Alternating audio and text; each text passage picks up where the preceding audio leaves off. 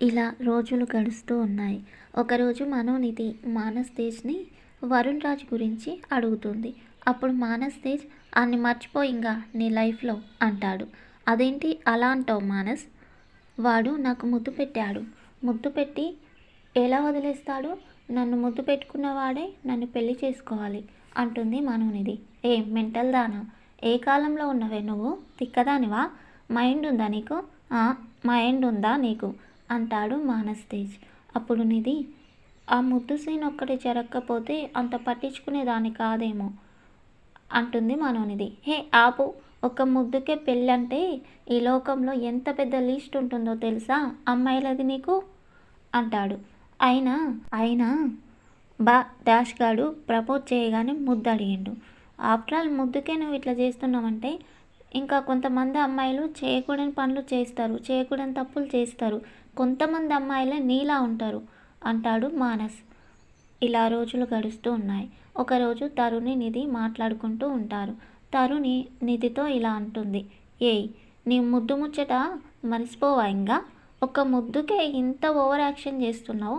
అదే నీ అన్ననో తమ్ముడో ముద్దు పెట్టిండనుకో, పోనీ నేనే పెట్టిననుకో, లేదా ఒక పీడకల అనుకో, చెంపపై నుదిటిపై పెట్టిన దానికే నువ్వు ఇట్లా చేస్తే ఎట్లని?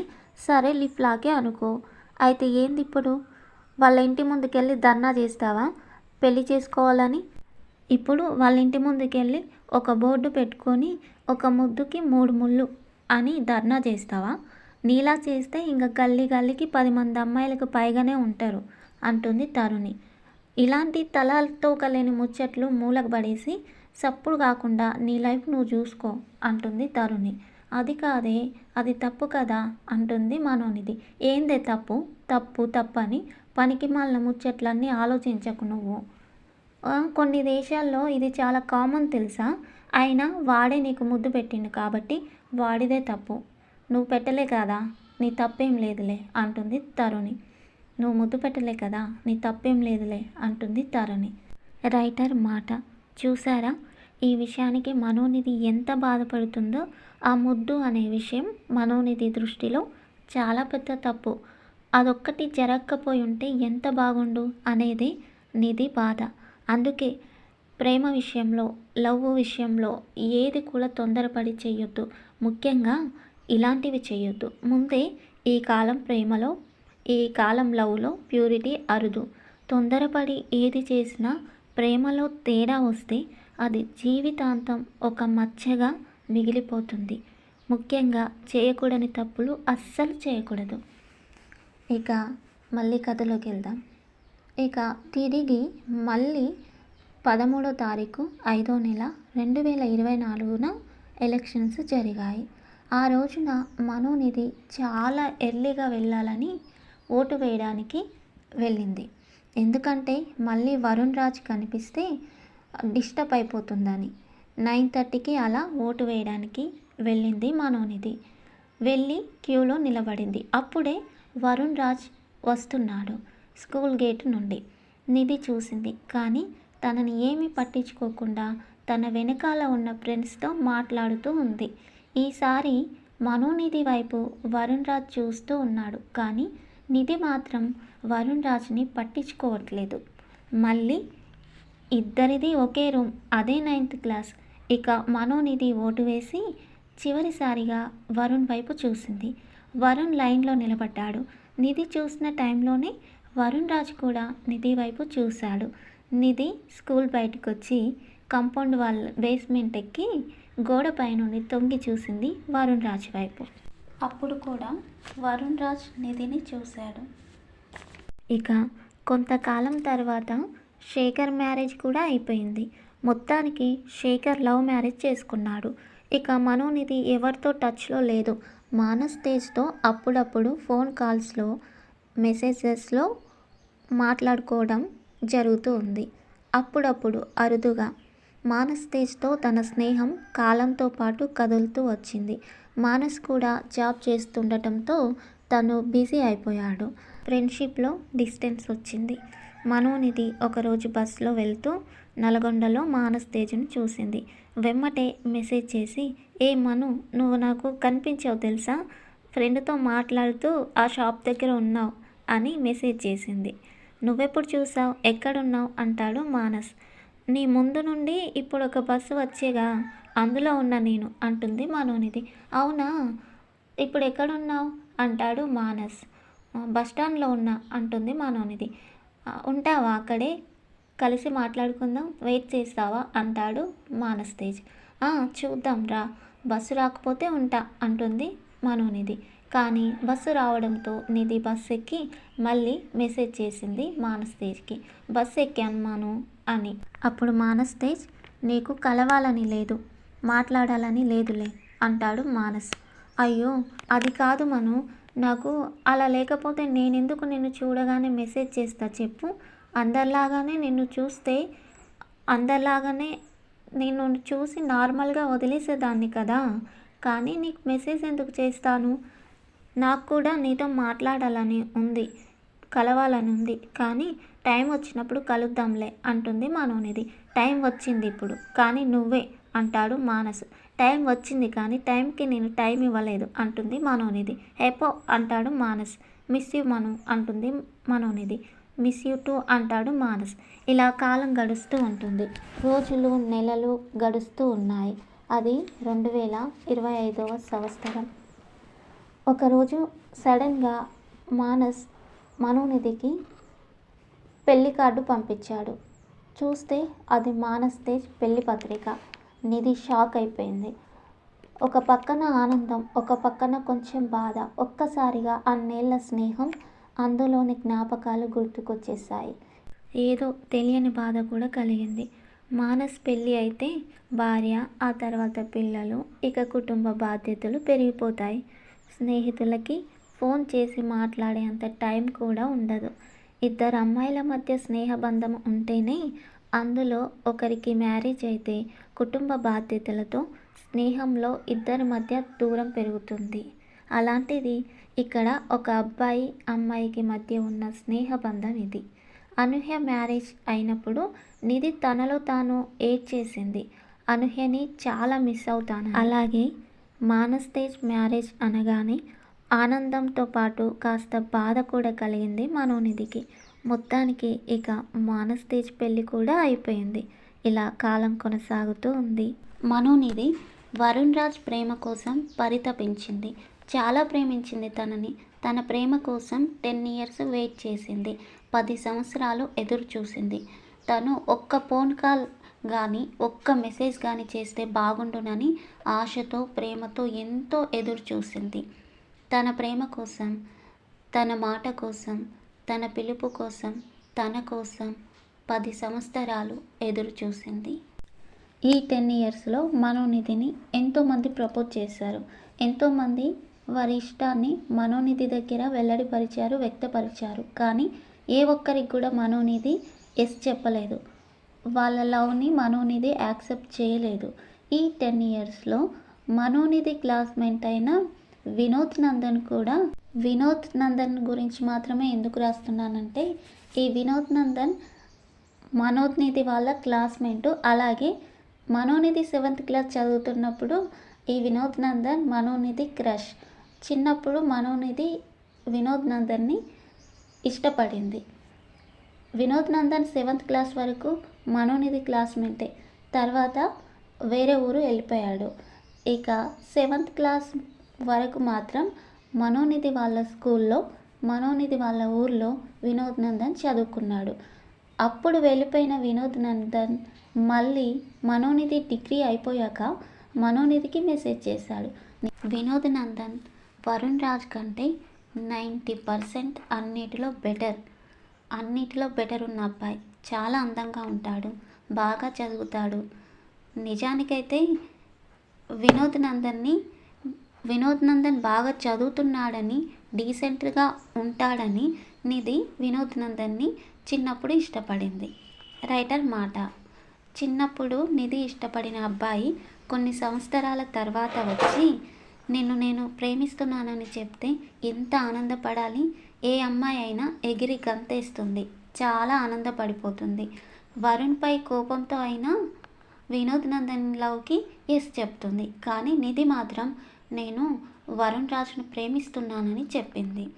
ఇక్కడే తెలుస్తుంది నిధి వరుణ్ రాజ్ని ఎంతగా ప్రేమిస్తుందో. ఇన్ని ఇయర్స్ ఇంతగా ప్రేమిస్తే చివరికి నిధికి కన్నీరే మిగిలింది. శేఖర్ నిధిని లవ్ చేశాడు, కానీ తన కోసం తప్పిస్తూ ఎదురు చూస్తూ కూర్చోలేదు. వేరే అమ్మాయిని ప్రేమించి పెళ్లి చేసుకున్నాడు. విరాజ్ నిధిని ప్రేమించాడు, 3 ఇయర్స్ వెయిట్ చేశాడు, తర్వాత వేరే అమ్మాయిని పెళ్లి చేసుకున్నాడు. కానీ నిధి మాత్రం ఇన్ని ఇయర్స్ వరుణ్ రాజ్ కోసం ఎదురు చూస్తూ వచ్చింది. చూసారా, ఇక్కడ నిజాయితీగా ప్రేమించిన ప్రేమకి చివరికి ఏం మిగిలింది? కన్నీరు తప్ప. అన్ని ప్రేమలు, అందరి ప్రేమలు ఇలానే ఉంటాయని నేను అనట్లేదు, కానీ చాలా ప్రేమల్లో నిజాయితీగా ప్రేమిస్తే చివరికి కన్నీరే మిగులుతుందని మాత్రం చెప్పగలను. ఇలా నిధిని చాలామంది ప్రపోజ్ చేశారు. ఇక ఒకరోజు ఐశ్వర్య మాధురి, అక్క వరుణ్ రాజ్ మ్యారేజ్ ఫిక్స్ అయిందంట అక్క అని మనోనిధితో చెప్తుంది. ఆ మాట వినగానే నిధి గుండె నీరైపోయింది. బయటికి మాత్రం అది కనిపించకుండా కవర్ చేస్తూ ఐశ్వర్య మాధురితో మాట్లాడుతుంది. ఒక నెల రోజుల తర్వాత ఒకరోజు మనోనిధి వాళ్ళ పిన్ని మనోనిధికి ఫోన్ చేసింది. ఊర్లో ఎప్పుడు ఏదో ఒక మ్యాటరు వైరల్ అవుతూనే ఉంటుంది. దాని గురించి అందరూ డిస్కషన్ చేసుకుంటూనే ఉంటారు, అది మామూలే. అలాగే ఒకరోజు ఆ టైంలో వైరల్ అవుతున్న విషయం గురించి చెప్పింది వాళ్ళ పిన్ని. అప్పుడే మాటల్లో మాట సందర్భంలో వరుణ్ రాజ్ ఎంగేజ్మెంట్ అయిందని చెప్పింది. ఆ మాట విని మనోనిధి షాక్ అయింది. నోట మాట రాలేదు. ఎప్పుడు పిన్ని అని అడిగింది. ఎంగేజ్మెంట్ అంటే ఎంగేజ్మెంట్ కాదురా, ఎంగేజ్మెంట్కి ముందు జరిగే పెళ్లి చూపులు అని చెప్తుంది మనోనిధి వాళ్ళ పిన్ని. ఇక మనోనిధి కన్నీళ్ళు ఆగకుండా వస్తూనే ఉన్నాయి. కొద్ది సమయం తర్వాత ఫోన్ పెట్టేశాక తన ఫ్రెండ్కి ఫోన్ చేసి ఏడుస్తూ, చూడవే నేను ఇలా ఉండగానే వరుణ్ రాజ్ ఎంగేజ్మెంట్ చేసుకున్నాడు అంటుంది. అప్పుడు తన ఫ్రెండ్ మేరీ జాస్మిన్, ఓసి పిచ్చిదానా, ముందు ఆ ఏడు పాపం, వాడేమైనా నిన్ను సిన్సియర్గా లవ్ చేశాడా? ఏదో టైంపాస్కి అందరిలాగా టైంపాస్ లవ్ చేశాడు, లవ్ చేసినట్టు యాక్టింగ్ చేశాడు. నువ్వు సిన్సియర్గా లవ్ చేసావు తనని. వాడు నిన్నేమైనా ఇన్ని ఇయర్స్, ఇన్ని సంవత్సరాలు తన కోసం వెయిట్ చేయమన్నాడా? లేదు కదా. వాడి మీద ప్రేమతో నువ్వే ఇన్ని రోజులు పెళ్లి చేసుకోకుండా వాడి ప్రేమ కోసం పిచ్చిదానిలా ఎదురు చూస్తూ వచ్చావు. నీ ప్రేమలో నిజాయితీ ఉంది మనోనిధి, కానీ నీ వన్ సైడ్ లవ్, నీ నిజాయితీ గల నీ ప్రేమ ఓడిపోయింది మనోనిధి. నాకు చాలా ఏడుపు వస్తుంది. నువ్వు ఇలా ఏడవకు ప్లీజ్. ఈ నీ 10 ఏండ్ల ప్రేమలో, ఈ 10 ఇయర్స్ ప్రేమలో నీ ప్రేమ ఎంతకాలం కొనసాగిందో చెప్పవే నాకు. మా అంటే 1 ఇయర్ అంతే. ఆ 1 ఇయర్లో కూడా 3 నెలలు బాగా చాటింగ్ చేసుకున్నారు. ఒక 20 టైమ్స్ లేదా 30 టైమ్స్ ఫోన్ కాల్స్లో మాట్లాడుకున్నారు, అంతే కదా. అప్పుడు మనోనిధి ఇలా అంటుంది, 1 ఇయర్లో ఒక 3 నెలలు ఓన్లీ 3 మంత్స్ చాటింగ్ చేసుకున్నాం. ఒక 25 పోనీ 30 టైమ్స్ ఫోన్ కాల్స్లో మాట్లాడుకున్నాం. 10 ఇయర్స్ లవ్లో ఫస్ట్ స్టార్టింగ్ లవ్లో వరుణ్ రాజ్ నా ప్రపోజల్ని యాక్సెప్ట్ చేసి మళ్ళీ తిరిగి తను నాకు ఐ లవ్ యూ మనోనిధి అని చెప్పినప్పుడు అదే ఫస్ట్ మీట్, అదే లాస్ట్ మీట్, అదే ఫస్ట్ మేము కలుసుకొని మాట్లాడుకోవడం, అదే లాస్ట్ కలుసుకొని మాట్లాడుకోవడం. ఈ 10 ఇయర్స్లో ఇంకెప్పుడు మేము మీట్ అయి మాట్లాడుకున్నది లేదు. కలిసి ఒకే బస్సులో ఒకే సీట్లో పక్క పక్కన కూర్చొని ప్రయాణాలు చేసిన రోజులు లేవు. ఏ సినిమాలకి వెళ్ళింది లేదు, ఏ పార్కులకి, ఏ మూవీస్కి వెళ్ళింది లేదు, ఏ రోడ్లపై షికార్లు చేసింది లేదు, ఏ రెస్టారెంట్లో ఇద్దరం ఒకే డ్రింక్ని, ఒకే ఐస్ క్రీమ్ని కానీ, ఒకే ఫుడ్ని కానీ షేర్ చేసుకున్నది లేదు. కనీసం పక్క పక్కన కూర్చొని ఒక్కసారైనా మాట్లాడుకుంది లేదు. ఆ ఫస్ట్ మీట్లో తప్ప ఇంకెప్పుడు ఇలాంటివి జరగలేదు. నాకు తనొక గిఫ్ట్ కొనిచ్చింది లేదు, నేను తనకు ఒక గిఫ్ట్ కొనిచ్చింది లేదు. ఈ 10 ఇయర్స్ లవ్లో ఒక్కసారైనా ఒక్క గంట సేపు ఫోన్లో మాట్లాడుకుంది లేదు. లవ్ స్టార్టింగ్ టైంలో ఒక 26 లేదా 25 టైమ్స్ ఫోన్ కాల్స్ మాట్లాడుకుంటే ఓన్లీ ఒక 10 మినిట్స్, 20 మినిట్స్, 5 మినిట్స్, మా అంటే 25 మినిట్స్ అంతే. ఎప్పుడు 1 గంట సేపు కూడా మేము మాట్లాడుకుంది లేదు. ఎక్కడంటే అక్కడ చిట్టాపట్టాలు వేసుకొని తిరుగుతూ ఎవరి కంట పడితే వారి కంట పడింది లేదు. ఇద్దరి మధ్య ఒక ముద్దు లేదు, ముచ్చట లేదు, ఫస్ట్ మీట్లో తప్ప. తను నాతో ప్రేమగా మాట్లాడుతూ కనీసం ఒక 30 మినిట్స్ కూడా ముద్దుగా ముచ్చట పెట్టింది లేదు. తను నాతో ప్రేమగా మాట్లాడుతూ కనీసం ఒక అర్ధగంట అయినా నాతో ప్రేమగా మాట్లాడింది లేదే. ఒక్క బర్త్డేకి విష్ చేసింది లేదు. ఒకే ఒక బర్త్డేకి, అది కూడా లవ్ స్టార్టింగ్లో విష్ చేశాడు. ఫస్ట్ లవ్ స్టార్టింగ్లో ఒక్కసారి విష్ చేశాడు అంతే. ఇక ఒక అందమైన ప్రేమ వీడియో పంపి నన్ను ఇంప్రెస్ చేసింది లేదు, నన్ను పొగిడింది లేదు, నాతో ప్రేమగా మాట్లాడింది లేదు, నాపై తన ఇష్టాన్ని అంతా ఇంత అని చెప్పింది లేదు. ఇద్దరం కలిసి సరదాగా షాపింగ్ చేసింది లేదు. ఒక్క చాక్లెట్ కూడా తను నాకు కొనిపెట్టలేదు. అదే ప్రత్యేకంగా అంటే స్పెషల్ డేస్లో స్పెషల్గా ట్రీట్ చేసి విష్ చేసి ఒక చాక్లెట్ కూడా కొనిపెట్టింది లేదంటున్నా. అందంగా ప్రేమగా నవ్వుతూ పలకరించింది లేదు. పక్కన ఫ్రెండ్స్ ద్వారా నా బాగోగులు, నా యోగక్షేమాలు అడిగింది లేదు. ఏం చేస్తుందిరా, ఎలా ఉందిరా అని నా గురించి అడిగింది లేదు. నేను బాధపడితే తను బాధపడింది లేదు. పక్కన కూర్చొని ఒకరి ఫోన్లు ఒకరం చూసుకొని ఒకరికొకరు ముచ్చట్లు పెట్టుకుంది లేదు. ఒకరితో ఒకరు నవ్వుకుంటూ మాట్లాడుకుంది లేదు. ఒకరి మనీని ఒకరం షేర్ చేసుకుంది లేదు. కలిసి మాట్లాడుకుంది లేదు. కనీసం చూడగానే ఒకరికి ఒకరం చూసుకొని ఒకరిని ఒకరం చూసుకొని నవ్వుకుంది లేదు. ఇంకా చాలా ఉన్నాయి. ఇవన్నీ మేము అస్సలు చేయలేదే. ఒకరి చేతిలో ఒకరి చేయి వేసుకొని నవ్వుతూ కబుర్లు చెప్పుకుంది లేదు. ఇంకా చాలా చాలా చాలా చేయలేదే మేము అంటుంది మనోనిధి. అప్పుడు రైటర్ మేరీ జాస్మిన్, చూసారా ప్రేక్షకులారా, స్నేహితులారా, ఇప్పుడు మీరే చెప్పండి, దీన్ని లవ్ అంటారా, లేకపోతే వన్ సైడ్ లవ్ అంటారా, స్నేహం అంటారా, ఏమంటారో, ఏమని పిలవాలో నాకు అర్థం కావట్లేదు. కానీ నిధి మాత్రం చాలా ప్రేమించింది. ఇదొక టైప్ ఆఫ్ లవ్ అంతే. ఇదొక రకమైన ప్రేమ.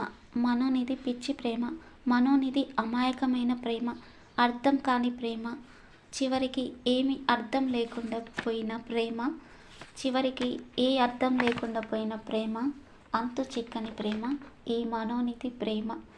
నాకు బాగా బాధ కలిగేది ఏంటంటే, ఈ ఊరిలో నా కళ్ళ ముందు ఈ 10 ఇయర్స్లో, ఈ 10 సంవత్సరాలలో ఎంతోమంది లవ్ మ్యారేజ్ చేసుకున్నారు, ఎంతోమంది లవ్ మ్యారేజెస్ చేసుకున్నారు, చాలామంది పెళ్ళిళ్ళు అయిపోయాయి. అవి కూడా ఇంటర్ క్యాస్ట్ మ్యారేజ్ చేసుకున్నారు. చాలామందివి జరిగాయి. నిధి చుట్టూ ఉన్న సమాజంలో ఎంతోమంది ప్రేమ పెళ్ళిళ్ళు జరిగాయి. కానీ పాపం ఈ మనోనిధి ప్రేమ మాత్రం ఓడిపోయింది. చాలా సిన్సియర్గా ప్రేమించింది.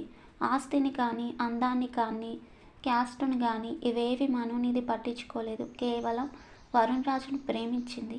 కానీ వరుణ్ రాజ్కి మాత్రం ఇవన్నీ ముడిపడి ఉన్నాయి.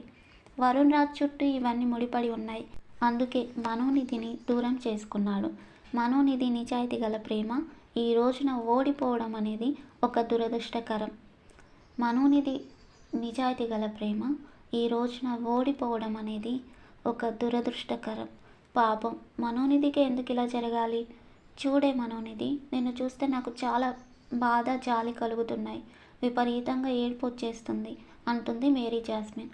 అప్పుడు నిధి, నాకు ఎటైనా వెళ్ళిపోవాలనిపిస్తుంది, ఈ సమాజానికి దూరంగా, ఒంటరిగా ఎటైనా దూరంగా వెళ్ళిపోవాలనిపిస్తుంది, ఈ బాధ నా వల్ల కావట్లేదు అంటూ ఏడ్చేస్తుంది మనోనిధి.